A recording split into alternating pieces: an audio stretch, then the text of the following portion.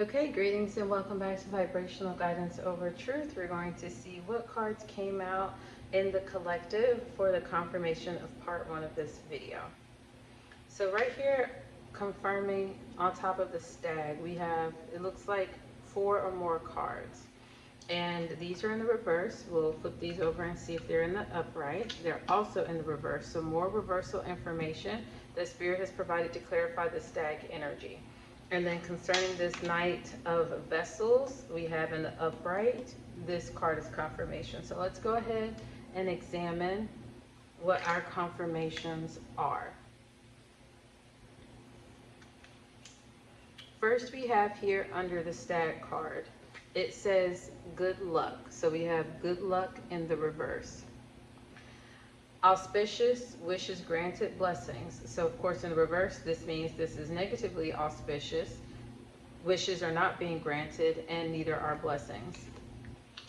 Then we have here the alignment card. It is coming together, precision. So something is not coming together and there's no precision as it pertains to, again, this mindset, this stag card. Then we have here the cave in the reverse.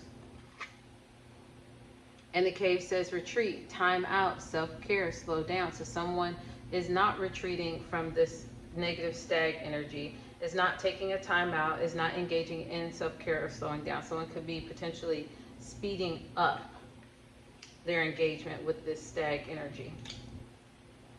Then we have here hagstone. It says energy shield, protection, inner strength. So someone is not protecting their energy with the shield and is not noting what their true inner strength is as it pertains to this stag.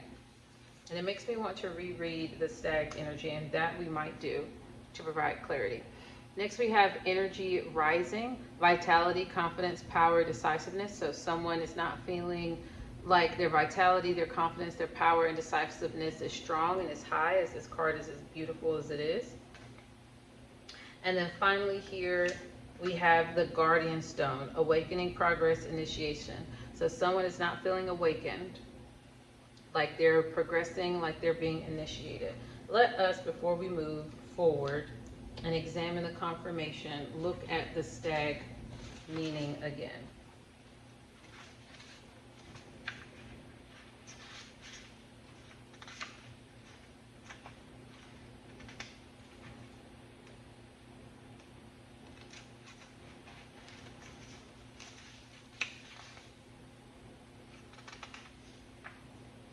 So interesting, this page is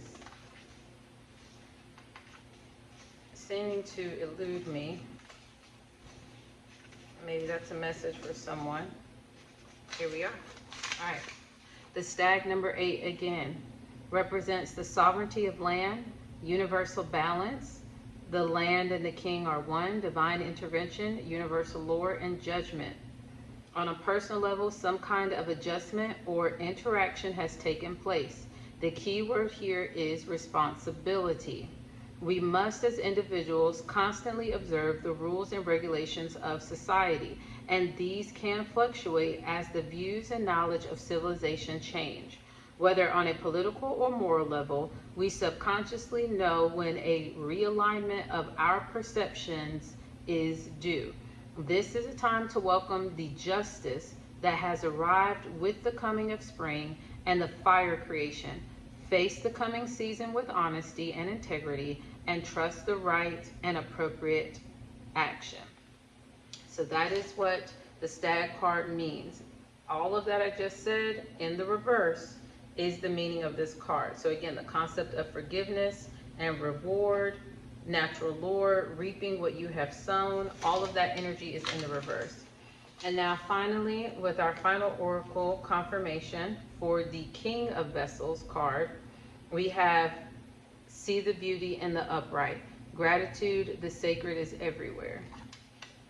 So though I have said this before in previous videos, I don't conduct readings for love or finances. And if those messages come up, then that is what this spirit guides someone's ascended masters, angels, ancestors needed them to hear. And what's very clear here, someone in their feminine energy, or who is working on their feminine energy and knows that they are a massively amazing creator, are coming into a time in their life where it's time to rest. Again, the sun is going down, the moon is up.